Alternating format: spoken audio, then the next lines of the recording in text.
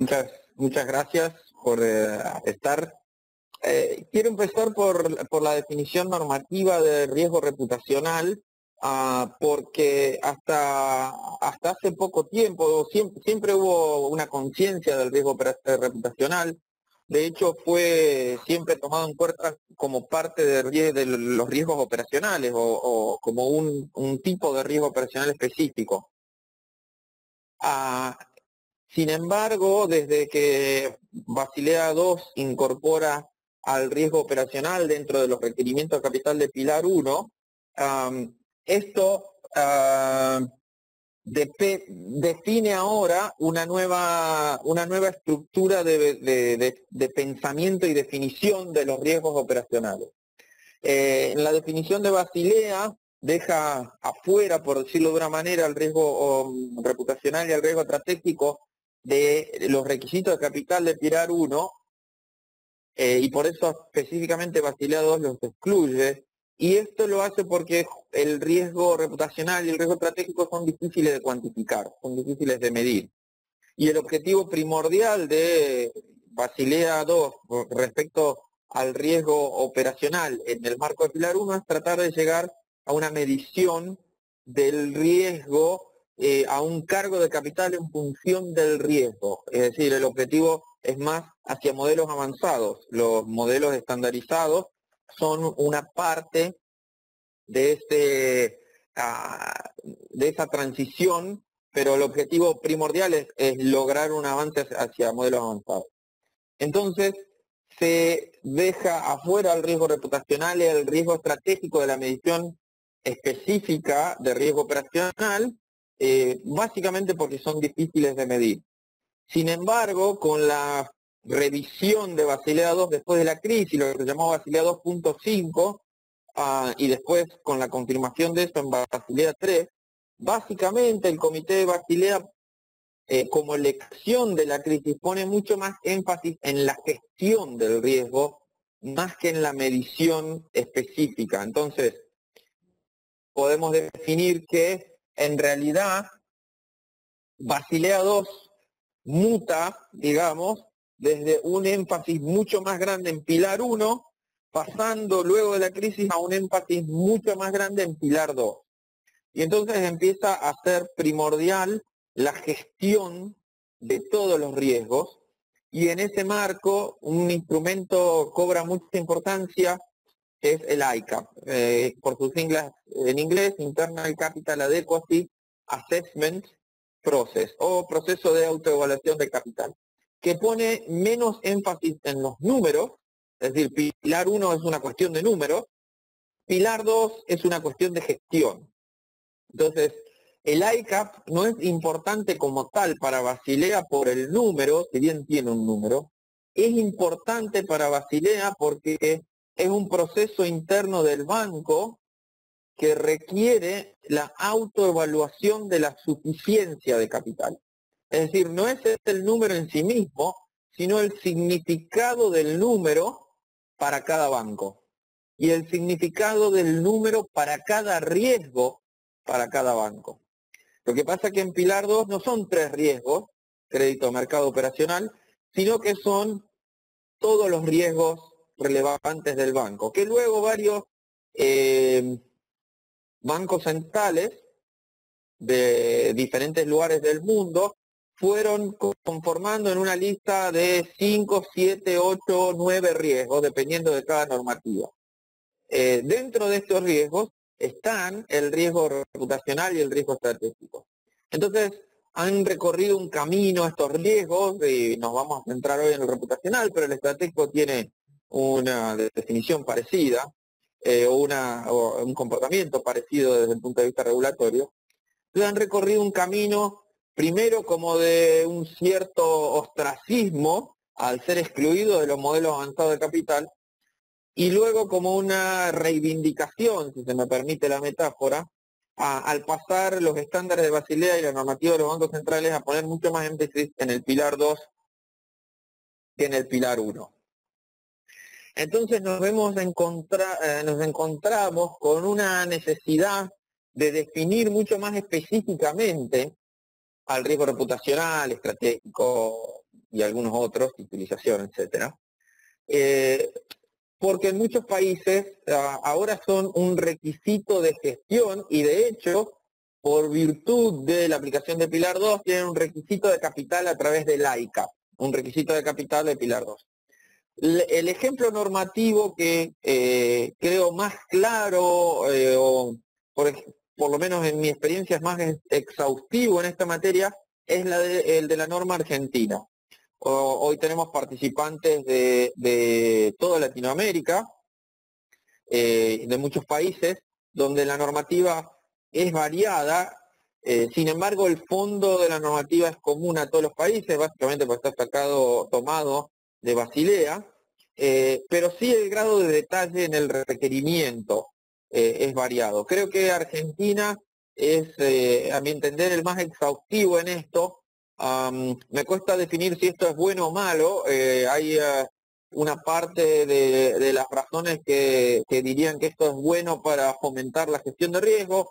Hay alguna otra parte de las razones que dirían que esto es demasiado excesivo para la lógica de Basilea. A mí personalmente me gusta este enfoque un poco más exhaustivo y con un poco más de requerimientos, porque creo que motiva al sistema financiero a avanzar en la gestión de riesgo. Entonces, con esta introducción, quiero llegar a la definición normativa. Esta definición normativa, por ejemplo, en el caso de la norma argentina, que es la que voy a tomar como ejemplo, de cualquier forma, como les decía, es la base lógica de la norma, es la misma en todos los países. De hecho, en muchos países la norma es muy similar. Para riesgo operacional, en muchos países, en muchos países de Latinoamérica, por un tema de idioma, se ha copiado en el buen sentido. La norma española está obviamente en línea con la normativa de la Unión Europea, con lo cual es una muy buena fuente para los bancos centrales de normativa de la Unión Europea ya traducida al español. Entonces, la parte de modelos avanzados y de varias regulaciones de riesgo operacional es muy similar y tiene su origen bastante trazable hacia la normativa española, que por cierto, en mi opinión, es muy, muy buena. Habiendo hecho esta introducción, los bancos centrales se encuentran frente a una especie de dilema a la hora de definir, en este caso, riesgo reputacional, aplica también para estratégico y los demás que conversamos, lo que llamamos riesgo de Pilar 2, y se encuentran esta dificultad de definirlos, en muchos casos por propio requerimiento del sistema financiero, en donde a los bancos todavía les cuesta trabajar por principios, y en donde hay un principio que establece que los bancos tienen que tener un proceso para gestionar sus riesgos, y en este caso, por ejemplo, el riesgo reputacional. Entonces, ese proceso es muy amplio, muy abstracto, y para los bancos centrales en algún momento es incluso hasta más práctico tratar de definir, encapsular cada uno de estos riesgos de manera tal de que los bancos tengan un marco para poder trabajar en esa gestión, en esas políticas y herramientas de gestión. Por lo tanto, y basado en los estándares internacionales y en la propia definición de Basilea, la mayoría de los bancos centrales tratan de definir este riesgo. El ejemplo que yo les pongo aquí es el ejemplo de la norma argentina. De vuelta está, la norma argentina respeta literalmente los principios de Basilea. Y entonces, me pregunta Paola, sí, todavía estoy en la primera diapositiva, eso está funcionando bien. Son pocas diapositivas, pero de mucho contenido. Esta definición es una necesidad probablemente práctica.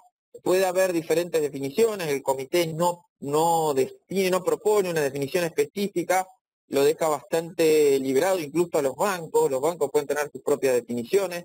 El Banco Central, en este caso de Argentina, pero varios de los bancos centrales toman la definición ampliamente aceptada, que es la que propone Basilea. Y entonces, la tomamos como definición normativa, textual en este caso les pongo la de Argentina, pero son todas muy parecidas. Es el riesgo reputacional, es aquel que está asociado a una percepción negativa sobre la entidad financiera por parte de los clientes, contrapartes, accionistas, inversores, tenedores de deuda, analistas de mercado y otros participantes de mercado relevantes que afecta adversamente la capacidad de la entidad financiera para mantener relaciones comerciales existentes o establecer nuevas y continuar accediendo a fuentes de fondeo tales como el mercado interbancario de titulización. Vamos a descomponer un poco esta definición brevemente porque nos va a servir luego para definir los drivers que van a motivar el modelo. Entonces, lo primero que define son los stakeholders. Es asociado a una percepción negativa sobre la entidad por parte de clientes, contrapartes, accionistas, inversiones, es decir, cualquiera. El abanico de stakeholders es total. Es decir, cuando definimos los stakeholders por lado de quién genera los drivers de riesgo, esto es más amplio que el riesgo operacional, o tan amplio como el riesgo operacional. Es decir, cualquiera, o todos. Clientes, contrapartes, accionistas, inversores, tenedores, analistas y cualquier otro participante del mercado. Es decir, los stakeholders son todos. Que afecte adversamente la capacidad de la entidad financiera de mantener negocios, hacer nuevos negocios del lado del activo y acceder a fuentes de fondeo del lado del pasivo. Entonces, nuevamente, la traducción de los drivers de riesgo también es muy amplia. Es decir, ¿quiénes generan los drivers de riesgo? Todos.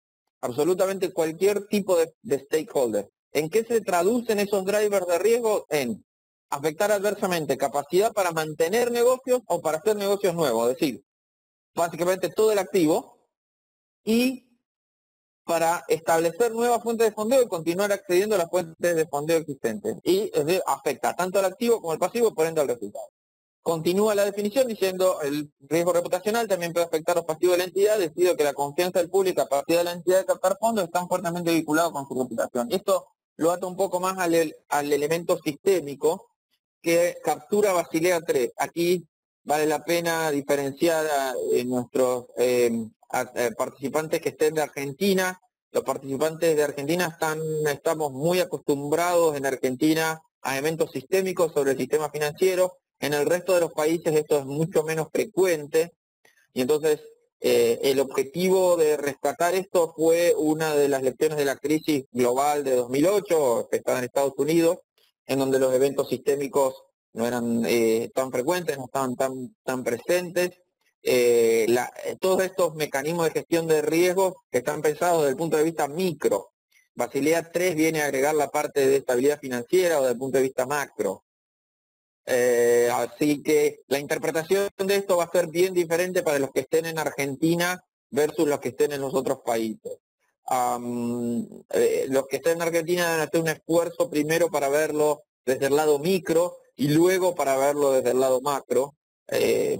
Estamos acostumbrados en Argentina a verlo desde el lado macro por diferentes factores y elementos. Entonces, la definición es muy amplia. Cualquier evento que genere una percepción negativa para cualquier stakeholder, para cualquier parte del activo o del pasivo y por ende del resultado, calificaría como riesgo reputacional. Y esto, por supuesto, es definitivamente amplio. Es decir, por una buena razón no se tomó al principio de Basilea II en el pilar 1, es porque es definitivamente amplio. ¿Qué pasa? Durante la crisis, un tipo de riesgo reputacional, si pudiéramos ponerlo de esta forma, una forma de riesgo reputacional, tuvo mucho impacto en los bancos regulados, especialmente en Estados Unidos, y también un tanto en Europa, pero especialmente en Estados Unidos. Y ahora sí, voy a cambiar de diapositiva. Este concepto de respaldo implícito pasa a ser en los bancos internacionales, en los bancos globales, en los bancos más grandes en el mundo, en realidad la fuente y el centro de gestión del riesgo reputacional. El concepto de respaldo implícito fue un elemento que complicó mucho en la crisis de 2008 en Estados Unidos por la forma en que se dieron los acontecimientos y por cómo estaba dada la regulación. Es un poco largo, pero lo trato de resumir muy rápido. Luego, si les interesa, les quedan preguntas, lo podemos ver en el momento de las preguntas, pero no es tan instrumental el modelo. Lo que pasó aquí es que los bancos de inversión, en el fondo, a través de los vehículos de securitización, daban préstamos a través de compañías formal o informalmente vinculadas, o sea, económica o legalmente vinculadas,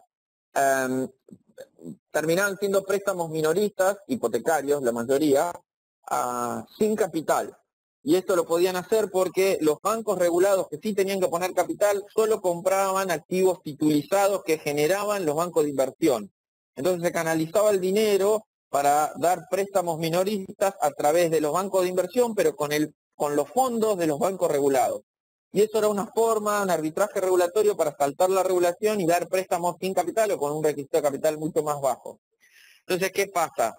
Como estaban vinculados económica y legalmente, los bancos regulados o los grupos económicos que tenían al mismo tiempo bancos regulados y bancos de inversión, daban un respaldo implícito a esa operatoria de inversión que no tenía capital detrás, que es lo que se apalancó mucho y que después se cayó.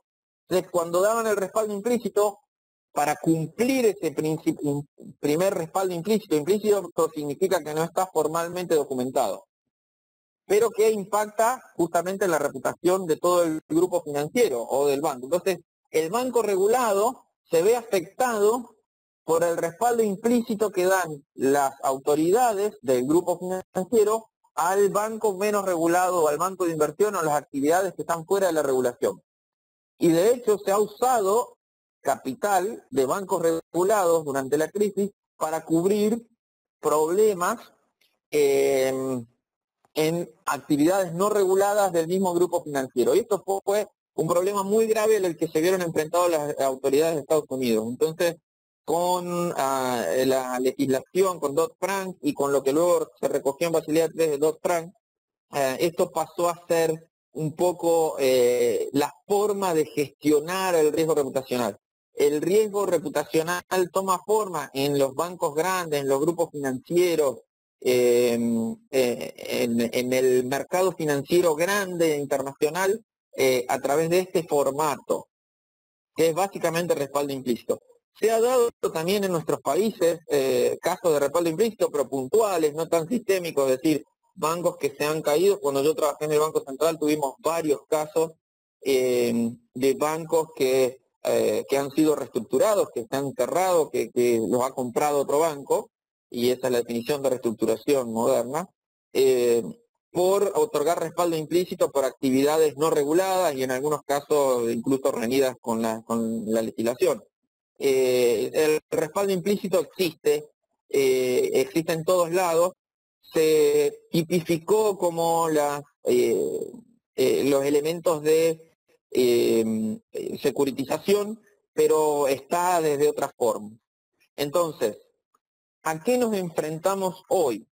En los estándares internacionales, la lógica, o para la banca internacional, para los bancos globales, la lógica de gestión del riesgo reputacional es medir vía pruebas de estrés posibles impactos de generación de elementos de respaldo implícito y explícitos de operaciones complejas. ¿Sí? Y esto es lo que captura un poco los estándares internacionales. Me adelanto y digo que el problema para bancos pequeños, para bancos locales, para bancos que tienen una operatoria simple, es que esto no es directamente un escenario, no es un problema. Pero los reguladores han establecido que igual tienen que hacer un ICAP y tienen que desarrollar un modelo de capital de riesgo reputacional. Entonces, acá lo dividimos en dos tipos de enfoque: la banca compleja y la banca, digamos, menos compleja. Para la banca compleja está relativamente tipificado este análisis sobre las actividades complejas, poco transparentes, y tratando de trazar escenarios hasta el respaldo implícito. Para la banca más simple, que es, en todo caso, el 90% de los bancos de Latinoamérica, este no es el caso, y entonces se ven enfrentados al dilema de decir, ¿cómo desarrollamos un modelo de gestión de capital por riesgo reputacional que capture nuestros elementos de riesgo reputacional y no lógicas de respaldo implícito? Y la solución, me adelanto un poquito y ahora les muestro la definición de respaldo implícito, pero la solución a eso es tratar el modelo para los drivers de riesgo reputacional propios de la operatoria menos compleja y dejar los elementos de respaldo implícito para las pruebas de estrés, que también son un requerimiento del AIPA. ¿Sí? Entonces, lo que hemos encarado nosotros, y esto básicamente por necesidad de la mayoría de nuestros clientes, que nos piden que les desarrollemos modelos asociados a su operatoria, que tiene poco que ver con lo que se ha generado en la banca internacional y en los que hacen cabeza de playa, digamos, para este riesgo, lo hemos enfocado desde ese punto de vista. Entonces, lo que le voy a mostrar ahora es cómo enfocamos la generación de los drivers de riesgo en función de la definición del riesgo y además cómo hemos desarrollado una variante de modelo básico y cómo hemos dejado esta lógica de respaldo implícito para tener en cuenta en las pruebas de estrés. Entonces voy rápidamente a la norma. Esta es la norma argentina, nuevamente es muy parecida a cualquiera de las normativas en el fondo de todos los países. Lo específico, lo particular de la norma argentina, por qué la elegí en este caso, es porque es mucho más exhaustiva en la definición. Entonces, conceptos, aquí está la definición, esto lo voy a pasar bastante rápido. Me voy a centrar en este punto 913, en donde dice el riesgo reputacional, el 912 es lo que ya le leí. El riesgo reputacional puede conducir a una entidad financiera a otorgar respaldo implícito, incurriendo en riesgo, crédito, liquidez, mercado y con posibles incidencias negativas en su resultado, liquidez y capital regulatorio. Entonces, esto es lo que les decía, que efectivamente los bancos globales centran sus análisis de riesgo reputacional en esta lógica, es decir, el impacto medido en otros riesgos, crédito, liquidez, mercado legal, de respaldos implícitos, o el posible impacto de respaldos implícitos, o de problemas de percepción reputacional sobre operatoria compleja. En los casos de titulización, este respaldo puede dar, en los casos de titulizaciones en los cuales la entidad es originante, cuando la entidad está involucrada en la gestión de activos o fondos, particularmente cuando promueve emisor de instrumentos financieros, o cuando la entidad promueve fondos comunes de inversión o de otros fondos. A diferencia de lo que ocurre con la exposición crediticia contractual, tal es el caso de las garantías, el respaldo implícito es una forma de exposición más incierta por no estar documentado. Ello, no obstante, puede exponer a la entidad a pérdidas tales como las que surgen del deterioro en la calidad crediticia de los activos subyacentes de la titulización. ¿Sí? Entonces, desde el punto de vista de la gestión, si se quiere, más avanzada o más compleja, la medición de este riesgo reputacional es básicamente a través de pruebas de estrés o escenarios, no necesariamente de estrés, que tengan impacto de actividades complejas a través de respaldos implícitos. El respaldo explícito es contractual y se entiende que está capturado en los riesgos de pilar 1, digamos, mercado, crédito y operacional. ¿Sí? Entonces, la norma luego pasa a poner algunos principios a los efectos de realizar una de cada gestión. La entidad financiera debe identificar potenciales fuentes de riesgo reputacional, tener en cuenta el riesgo reputacional en su ICAP, implementar políticas que permitan identificar las fuentes, incorporar en los procedimientos y las pruebas de estrés, prestar atención a los efectos sobre su posición de liquidez, es decir, aquí de vuelta cómo se relaciona con los demás riesgos, medir una vez identificadas las exposiciones potenciales en el monto del apoyo que debería proveer la entidad o las pérdidas que podría experimentar en situaciones de estrés. Aquí lo relaciona con las pruebas de estrés y lo que le decía, incorporar los restantes riesgos identificados en los procesos de gestión de riesgo de la entidad.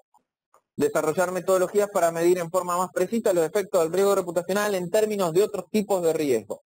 Entonces, como ven, esto está tomado desde un punto de vista, como está la normativa está tomada de los estándares internacionales, está tomado desde un punto de vista más específico a la problemática de la banca compleja, por ponerlo de una manera. Es decir, es mucho más difícil para un banco más simple o más pequeño encarar actividades complejas o hacer pruebas de estrés y escenarios sobre actividades complejas que no posee. Entonces, habiendo dejado clara esta división, es importante tener en cuenta que se pueden capturar los efectos del riesgo reputacional desde los dos puntos de vista.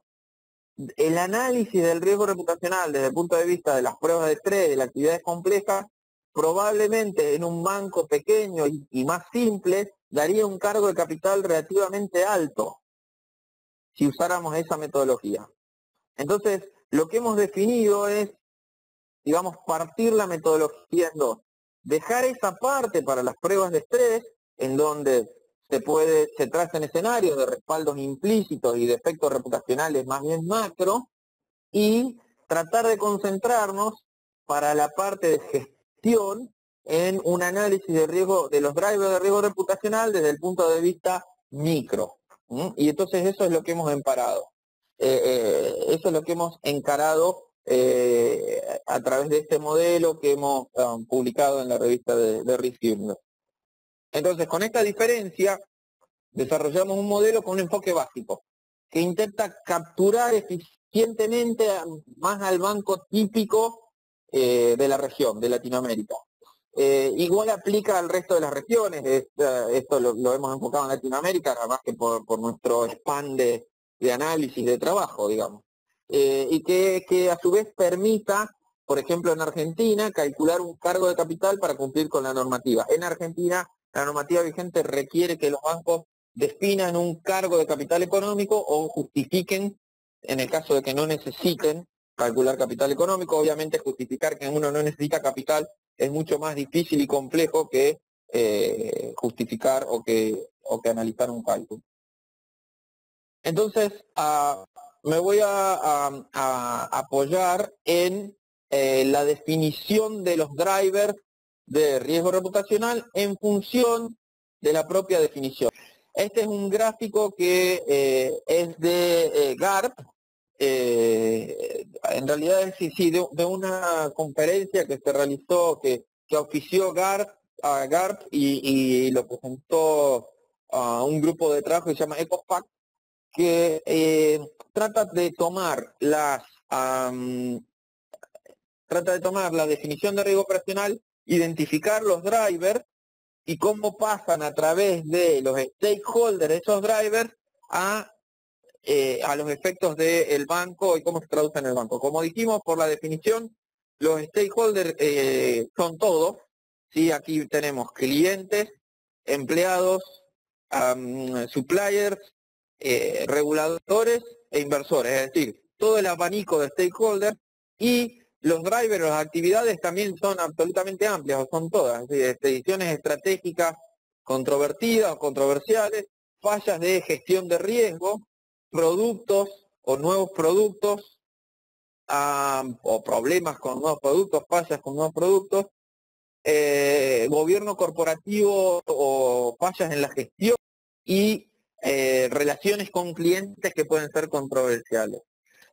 Ahora bien, como van a ver, esto se solapa mucho con la definición de riesgo operacional. Es decir, muchos de estos drivers son al mismo tiempo drivers de riesgo operacional, y eso es importante también, y les voy a comentar más adelante, cuando veamos el final del modelo. Les voy a comentar por qué hemos tenido en cuenta algunos de los calibradores, porque van a ver que esto se solapa mucho con el riesgo operacional y es lógico que así sea por obra de la definición.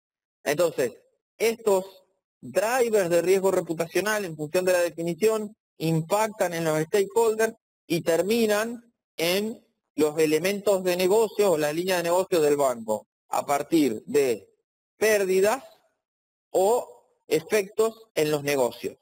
Pérdidas de negocio o pérdidas regulatorias o los efectos de negocio. Muchos de estos nuevamente están también capturados en los modelos de riesgo operacional. Hago un paréntesis aquí, los modelos de riesgo operacional. En realidad, en los países que no tienen modelos avanzados o los bancos que no tienen modelos avanzados de riesgo operacional, el riesgo reputacional solo se puede tomar capturado en el riesgo operacional desde un punto de vista global. Es decir, el cargo de riesgo operacional con el modelo básico no tiene nada que ver con el riesgo operacional, es solo por el 15% de los resultados. Entonces, los eventos operacionales no están capturados en el modelo. Un banco que tiene 3 millones de pérdidas versus otro banco igual que tiene 1 millón de pérdidas, si los dos tienen el mismo resultado, tienen el mismo capital. Es decir, el capital no está capturado, el capital de los modelos básicos no captura los eventos de riesgo operacional. Por tanto, no hay un efecto de diversificación entre riesgo reputacional y riesgo operacional con los modelos básicos.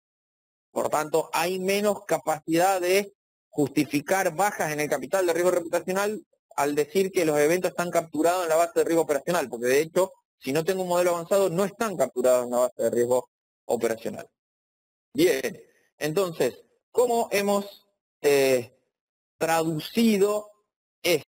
Para armar el modelo, lo que hemos definido, y ahora se los voy a mostrar quizás directo desde el artículo para que sea un poco más intuitivo, para que luego les quede el artículo y lo puedan seguir si quieren repasar la materia o el tema.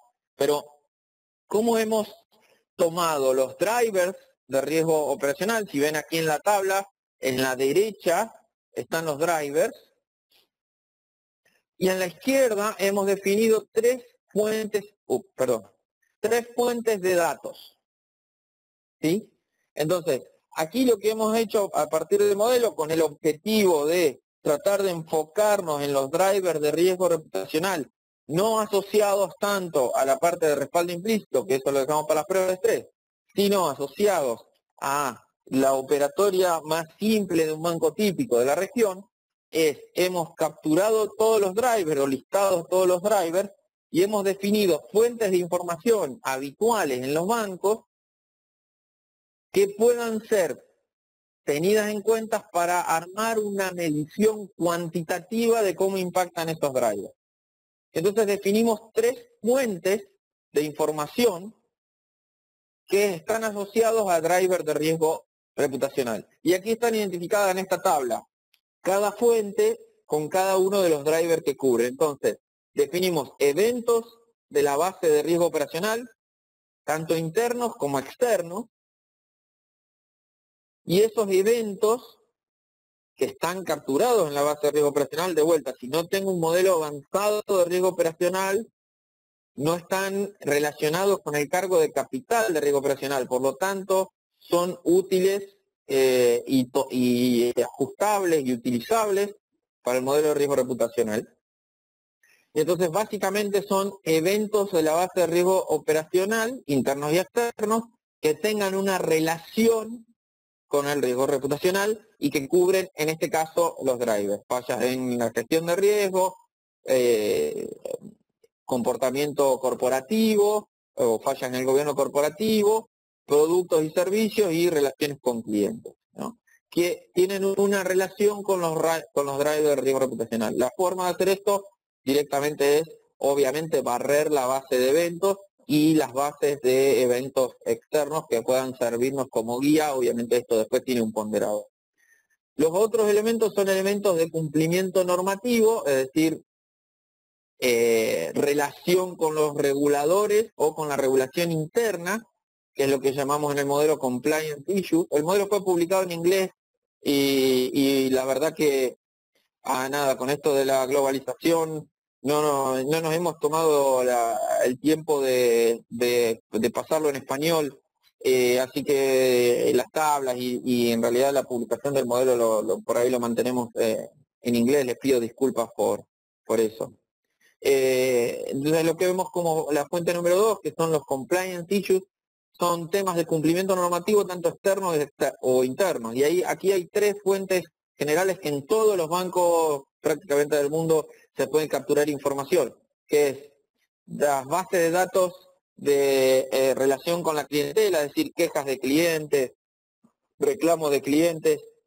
En los bancos en general hay una base de datos que se monitorea a este efecto. En Argentina en particular, en varios países también hay normativas que requieren que los bancos mantengan esta base de datos.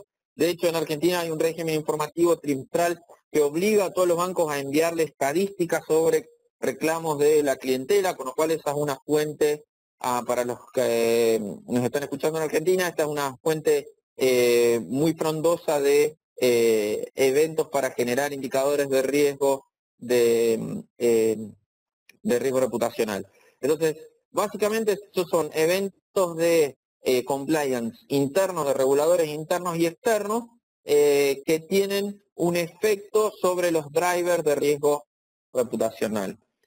Y el tercero, y quizás más importante, hoy por hoy, o por lo menos el que más ponderador está haciendo en los modelos que estamos implementando, son los eventos de lo que se llama social media o redes sociales, que también hoy todos los bancos tienen, o la mayoría de los bancos tienen un área de social media management, en donde hay un grupo de personas, quizás hoy ya en los bancos grandes, ya más grande que el propio área de riesgo, a pesar de ser más joven, más grande en cantidad de gente, que tienen gente mirando constantemente las redes sociales, y cuando cualquier persona cita al banco en una red social, hay alguien que dentro de una ventana de 5, 7, 10 minutos, dependiendo de las políticas internas, se le tiene que contestar. Los bancos hoy le prestan más atención a esto que a cualquier reclamo. Hay un dicho aquí: si uno tiene un problema con un banco y lo quiere resolver rápido, lo tiene que tuitear. Y dependiendo de la cantidad de seguidores que uno tenga, va a tener rápidamente esta respuesta.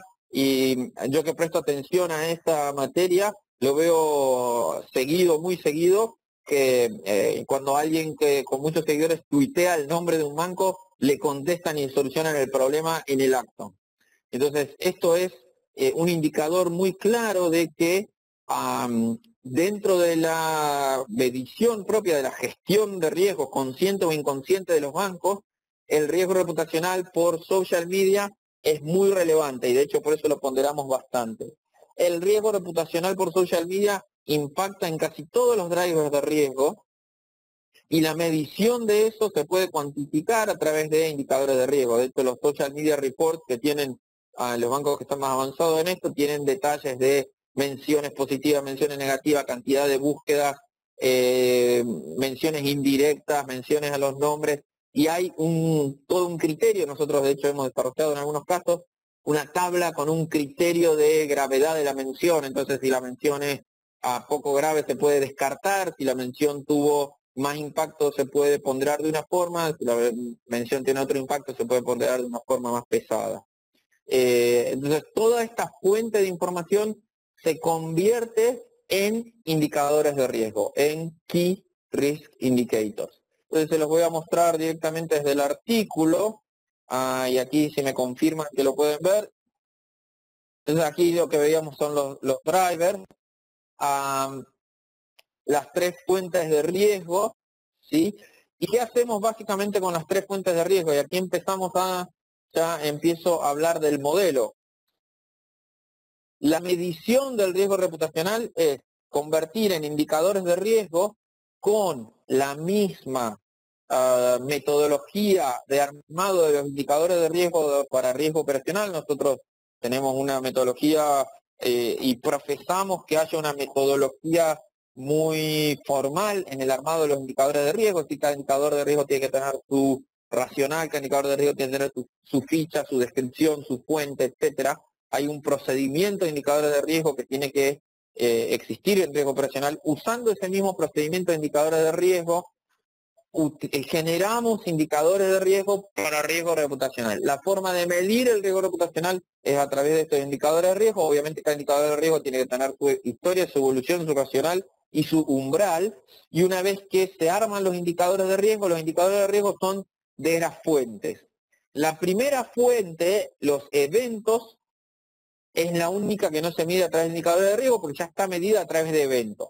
Entonces se conforma una lista con dos fuentes de información: los indicadores de riesgo por un lado y los eventos por el otro. Ya les muestro la lista. Lo que les quiero mostrar ahora es un ejemplo de indicadores de riesgo. Entonces, de los ítems 2 y 3, de social media y de los elementos de compliance que afectan cada uno de los drivers de riesgo reputacional, se generan indicadores de riesgo para cubrir diferentes partes de la curva de riesgo esperado. Si esta fuera la curva esperada de riesgo reputacional, lo que decimos es los eventos cerca de la media, es decir, los que tienen mucha frecuencia pero poco impacto, los que tienen más frecuencia pero poco impacto, los medimos a través de indicadores de riesgo.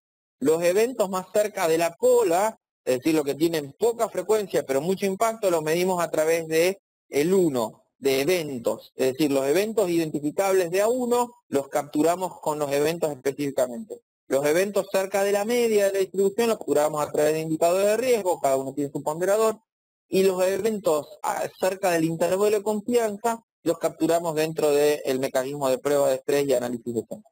¿Sí? Entonces, la mayor medición del día a día de la micro del riesgo reputacional en un banco simple va a estar en los indicadores de riesgo. En este caso, por ejemplo, 2 indicadores de riesgo que existen en todos los bancos que sirven para tipificar o para cubrir drivers de riesgo reputacional. Inexistencia de fondos en cajeros automáticos y menciones negativas en Twitter. Esto es de compliance, esto es de social media. Lo que se hace es definir un umbral para cada indicador, es decir, por debajo de cierta medida no lo tomo como un evento de riesgo, porque es parte del negocio, y ahí está capturado por los otros riesgos, básicamente pilar 1, es decir, este umbral puede ser diferente, puede tener el mismo indicador para riesgo operacional, por ejemplo, en fondos, en cajeros sin fondos, puedo tener el mismo indicador, pero con un umbral de riesgo operacional más bajo y un umbral de riesgo reputacional más alto. Es decir, voy a tener la misma métrica con diferentes umbrales. Se entiende que por debajo del umbral está capturado por los riesgos de pilar 1, por la operatoria, por el precio, etcétera, y por encima de la métrica, por encima del umbral, considero que la métrica va a tener un impacto reputacional. Y entonces cuando va a tener un impacto reputacional, lo capturo para el modelo. Lo mismo con las fuentes de riesgos de con la categoría 3, que son los social media, ¿no? Por ejemplo, en este caso, mención negativa, es decir, tomo hasta cierta característica, hasta cierta cantidad de la métrica y genero del umbral para arriba cuenta, del umbral para abajo no cuenta porque está capturado. Además de eso, se puede complicar la medición en una matriz en donde, dependiendo del indicador que estoy tomando, pondera si en la matriz es relevante, medio o no relevante, etcétera, etcétera, para aplicarle eso. Eso depende de las complicaciones del modelo que le vamos agregando en cada caso. Entonces, ¿cuál es la lógica del modelo? Hay 2, ahora sí, fuentes de información en función de los tres tipos de driver de riesgo, los datos y los indicadores de riesgo. Cada vez que el indicador de riesgo perfora el umbral, suma para el modelo de capital. Cada vez que el indicador de riesgo perfora el umbral, suma para el modelo de capital. Entonces, lo que hacemos aquí les pido me confirmen que ven la tabla. Entonces, lo que hacemos aquí es, ven este tick, esto es simplificado, pero básicamente aquí, de cada uno de los drivers, compliance, social media, indicadores de riesgo operacional, esto es el tipo 1, digamos, de la mitad de la tabla para arriba del tipo 1, son todos los indicadores que hemos definido que son relevantes para riesgo reputacional. De estos indicadores relevantes, los que tienen el TIC son los que en el periodo de medición superaron el umbral. Los que superaron el umbral cuentan para capital. Por eso van a ver que los que tienen monto de capital son solo los que superaron el umbral. Si en un periodo de medición ningún indicador me supera el umbral, defino que no, el riesgo operacional, el riesgo reputacional en este caso no está afectado o está dentro del nivel de tolerancia definido y por tanto para ese periodo puedo no tener capital. Sin embargo, eso va a estar calibrado en el modelo y definido para el nivel de tolerancia. Entonces aquí, a través del modelo, defino el nivel de tolerancia, la medición para los reportes y el capital. La medición son los indicadores de riesgo y los eventos, el capital es lo que saco a través del modelo. En los casos de que no se le requiere capital económico desde el punto de vista de la norma, se pueden quedar solamente con la medición del riesgo y generar los reportes con los eventos y los indicadores de riesgo. Entonces, ¿qué hago con los indicadores? Después les hablo de la calibración, pero básicamente depende del tipo de indicador que sea, los indicadores de que están relacionados con los datos de pérdida de riesgo operacional van contra la medición de riesgo operacional, que son las pérdidas para el cálculo del modelo básico, o sea, las pérdidas brutas barra netas, depende de cada normativa, pero son básicamente netas, brutas, netas de algunas cosas. Para los indicadores de compliance que tienen mucho que ver con el volumen, tomo como multiplicador el volumen de las operaciones, y para los indicadores de social media puedo tomar, por ejemplo, también el ingreso del cargo de capital de riesgo operacional, por ejemplo. Perdonen, los de riesgo operacional son las pérdidas totales las que tomo de la base en función de los datos de la base. Aquí quise decir pérdidas totales y no el ingreso. Pero esto básicamente depende de cada modelo que armemos, y aquí la definición de esto es un multiplicador, es decir, un monto para tomar de base, este base amount, es un monto para tomar de base que sale del balance y es la parte auditable del modelo. Ese monto para tomar de base depende del racional del indicador, básicamente. Entonces, si aquí estoy midiendo multa, si aquí estoy midiendo pérdidas, si aquí estoy midiendo eventos en el indicador, voy a tomar el total de la base de eventos, por ejemplo, o el total de las pérdidas de balance que definí, dependiendo de los diferentes casos de cómo gestiona el banco su base de datos. Los eventos de compliance, en general los medimos contra el volumen de operaciones o de esa línea de negocio, o de esa parte del activo, o de ese producto, y esto depende básicamente de la calibración del modelo. Todo el modelo depende de la calibración, ahora hablo de la calibración. Entonces, este monto base está muy relacionado con el racional del indicador. Y entonces, en función de la calibración, se obtiene un multiplicador por el monto base que da un cargo. Y ese cargo se aplica a un ponderador dependiendo de a qué le presto más atención, a qué le presto menos. En este caso de ejemplo, la mayor atención se le presta a los indicadores de social media, es decir, son los más pesados. Para nosotros los indicadores de social media son los más pesados. Y los indicadores de compliance son más livianos, y los indicadores de riesgo operacional, como es un modelo básico de riesgo operacional, tienen un peso medio. Si tuviéramos un modelo avanzado de riesgo operacional, esto tendría un peso mucho menor, porque ya estarían capturados estos eventos en el modelo de riesgo operacional. Los eventos, por su parte, ponderan contra el propio monto del evento. Es decir, este es el evento en puntual, el monto del evento es lo que pondera y también tiene un multiplicador. Entonces, aquí básicamente lo que defino es el cargo, el multiplicador, y por ende el capital para cada uno de los elementos de medición, para cada una de los drivers. Entonces tengo una granularidad bastante interesante en que estoy calculando capital económico para cada driver de riesgo. Esto lo puedo asociar a unidad de negocio, a producto, a línea de negocio, depende cómo lo tenga armado. Pero estoy calculando capital económico básico para cada driver de riesgo. Y tengo un total de capital económico que a su vez puedo comparar y calibrar, y aquí viene la calibración, contra, por ejemplo, el mismo capital básico de riesgo operacional. El capital básico por riesgo operacional es el 15% del gross income. En este caso, el capital por riesgo reputacional me da el 6,3% del gross income. Un quinto, un poco más de un tercio, cerca del 35% del capital total por riesgo operacional. Y aquí es donde viene la calibración. Nosotros partimos de esta base, es decir, el riesgo reputacional es un tercio del capital básico por riesgo operacional. Ahora, en algunos casos podemos justificar que esta calibración es más alta, podemos justificar que es más baja, dependiendo de los eventos que tengamos, dependiendo si hay nuevos productos, dependiendo de cómo den los drivers, dependiendo de la cantidad de hits que me den los indicadores. Y eso es todo gestión de riesgo, eso es todo gestión cualitativa, ese es el valor agregado del modelo, digamos. O sea, el valor agregado en realidad es definir los multiplicadores, los pesos y la calibración total. ¿Cómo se hace eso? Con análisis de riesgo, y básicamente dependiendo de la calibración target total que le quiera dar, voy a generar los multiplicadores de la tabla.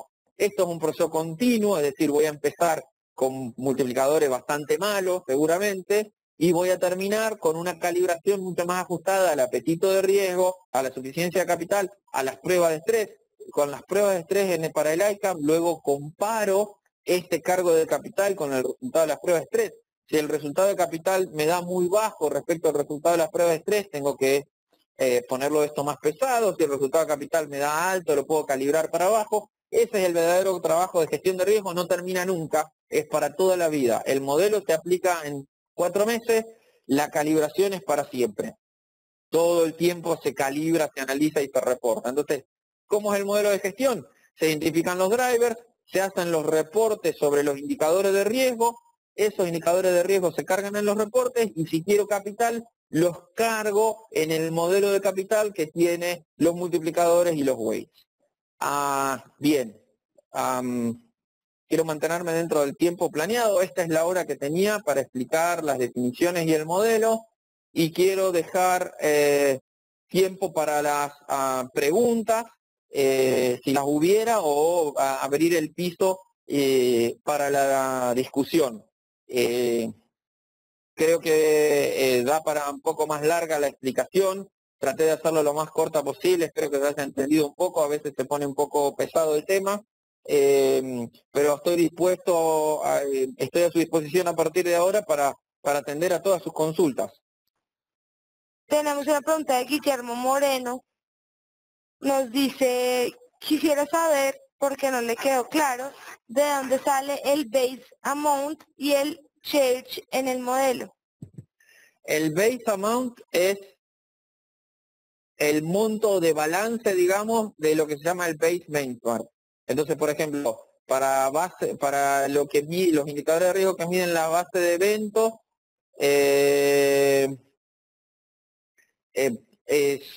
son las pérdidas totales, de esto es de balance. El volumen de operaciones es el volumen de operaciones que estoy tomando en esta línea de negocio, o por ejemplo el activo o el producto que estoy midiendo con el indicador de riesgo. Y el gross income es el gross income de balance. Entonces, el base amount son elementos de balance auditables, y esto es lo que da el ancla auditable al modelo, digamos, en función del benchmark que se define para aplicarle el multiplicador. El benchmark sale del racional de cada indicador. Es decir, el benchmark lo definimos en función de los indicadores. Mariana me pregunta, no me queda muy claro cómo se definen los multiplicadores, el peso y la calibración. Bueno, justamente, esa es toda la ciencia del modelo, es decir, los multiplicadores primero se definen, a ver, para simplificar, a ojo. La primera vez que se hace se definen a ojo, digamos, arbitrariamente. Se corre el modelo y vemos cómo da el resultado. Si el resultado da muy alto en función, por ejemplo, de nuestro ancla, que es el modelo de riesgo operacional, se ajustan los multiplicadores para que dé la primera calibración. La primera calibración para nosotros es 1/3 del riesgo operacional. Esa es la base. Entonces se ajustan los multiplicadores para que dé 1/3 del riesgo operacional. Y a partir de ahí se empieza a correr el modelo con los datos internos, digamos, con los indicadores internos, y se va ajustando la calibración en función de eso. Todo esto obviamente se debe documentar. ¿Cuál es el criterio para establecer los pesos para los multiplicadores? Lo mismo, el apetito de riesgo, es decir, los umbrales del indicador y la calibración. Nosotros la hacemos contra el riesgo operacional, se puede hacer contra lo que uno quiera, ¿no? Nosotros hemos definido que la hacemos contra el modelo básico de riesgo operacional. Entonces, ajustamos los multiplicadores para que al principio dé 1/3 del riesgo operacional y a partir de ahí vamos calibrando con las mediciones. Javier, en nuestro banco calculamos el riesgo reputacional para el ACA como un 20% del importe de la exigencia normativa como riesgo operacional. ¿Lo considerás adecuado? Somos un banco nuevo con 1 año y medio de vida. No sabría decirle, Javier. Eso depende del banco, de la cantidad de la operatoria. Si el regulador acepta ese modelo básico, quizás es bueno. En algunos bancos más complejos, el regulador podría decir que es una medida un poco arbitraria y que tendría que tener un poco más de sustento, pero tendríamos que ver su caso específico para saber si es adecuado o no. Mariana, ¿cómo saber que tengo en mi modelo los indicadores correctos, que son suficientes, si hace falta incluir más indicadores? Y eso digamos, no hay una respuesta correcta. Nunca el modelo es correcto. Nunca el modelo es correcto. Siempre se le puede agregar algo, siempre se puede mejorar. La definición propia del modelo, el modelo sirve porque no es correcto. El día que sea correcto, estamos todo mal. En general, lo que sí sería bueno es tratar de cubrir los principales aspectos de los drivers, es decir, tener la lista de los drivers de riesgo, es decir, en mi banco, cuáles son los drivers de riesgo más importantes, reputacional, y considerar que para esos drivers de riesgo haya indicadores. Si hay algún driver de riesgo que consideramos importante que no tenga indicadores, entonces ahí va a haber que probablemente sea recomendable generar algún indicador para ese driver de riesgo. También con los eventos, si hay eventos que se consideran en la base de datos, si hay eventos operacionales que se consideran con una causa reputacional o con impacto reputacional y ese driver de riesgo no tiene indicadores, probablemente sea una buena medida ponerle indicador. Creo que depende mucho de los drivers de riesgo. ¿Alguna otra pregunta? Consulta, comentarios. Me interesa mucho. Este modelo es relativamente nuevo, lo estamos creando en realidad de forma original, es decir, no hemos copiado nada de otro lado, sin embargo no hay nada inventado en esto, ¿no? Sin duda es parte de lo que hay. Pero sí nos interesa mucho, me interesa a mí particularmente el feedback. Acá tenemos muchos especialistas que veo en la lista, así que yo les agradeceré mucho que me den feedback sobre esto y por supuesto les agradeceré con toda humildad, sobre todo en la parte que les parezca que no está bien. Así que no tengan reparos en darme su feedback. Marina me pregunta si puedo explicar qué significa el multiplicador. Sí, claro, Marina. El multiplicador se multiplica al base amount para obtener el cargo de capital. El multiplicador es básicamente decir, tomo un porcentaje de este base amount. O sea, no voy a tomar los 3.000 millones que tengo de volumen de operaciones para el KRI.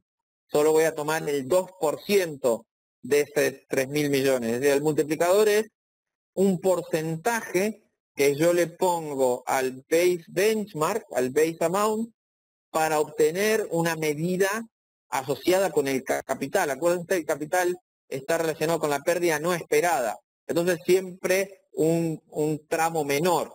Para riesgo de crédito, el capital básico es el 8% del volumen. Entonces siempre nos manejamos con esa lógica. En algunos casos que es mucho más evidente que puede surgir pérdida no esperada, sería más del 8%, y en algunos otros casos que es menos lógico o menos esperable, es menos del 8%. En el fondo son números arbitrarios, lo que le da lógica es la calibración y documentar esa calibración, y ahí es donde está el valor del analista de riesgo.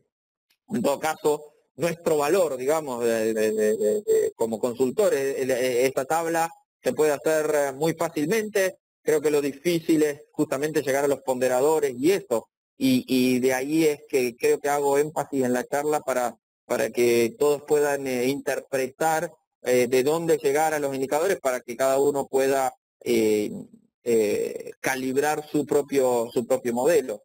Entonces, el multiplicador es un número arbitrario que tiene un sustento en función del driver de riesgo, del racional del indicador, del umbral del indicador y de la métrica del indicador. Y en el fondo es el instrumento para llegar al número que quiero calibrar. Es decir, esos multiplicadores inicialmente están puestos de forma tal de que el número me dé alrededor de 1/3 del capital básico por riesgo operacional. Y luego eso tomará forma. ¿Sí? ¿Quién más me prevé? El multiplicador mandó una consulta. ¿A qué se refiere con driver de riesgo? Driver de riesgo son los factores de riesgo, es decir, las actividades que generan el riesgo. Un driver de riesgo es un factor de riesgo. son elementos que generan el riesgo en particular. El cuadro de datos menciona análisis de 12 meses, pero convertirse en un modelo dinámico, ¿cada cuánto cree que debe actualizarse, reevaluarse? Todos los meses. Todos los meses o como mínimo trimestralmente. 12 meses es la historia para atrás. Es decir, los indicadores tienen 12 meses. La evolución de los indicadores es 12 meses. Esto siempre es 12 meses para atrás. Si uno tiene los datos mensualmente y si no, como mínimo trimestralmente, es lo que nosotros recomendamos.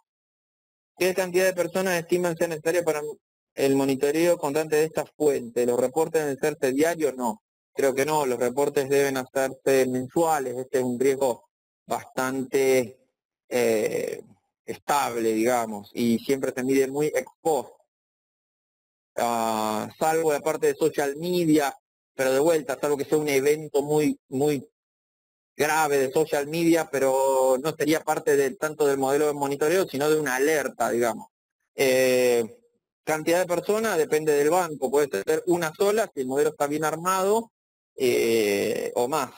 Depende mucho de la metodología del armado, de cómo se gestionan las fuentes de datos. Los reportes de riesgo reputacional son o mensuales o trimestrales, dependiendo de la complejidad y el tamaño del banco. Sí, aquí me piden si puedo dar mi correo electrónico. Es muy fácil, alfredo@riskbusiness, lo estoy escribiendo, .com. Y con todo gusto, si alguien tiene una consulta, la podremos facilitar por esa vía. Y también les agradeceré los que son lo suficientemente amables como para no criticarme en público, que me manden sus críticas en privado. Muy bien, muchas gracias a todos, les agradezco mucho la paciencia y bueno, con muchos de ustedes me podré encontrar en Cartagena el mes que viene en septiembre. Muchas gracias a todos.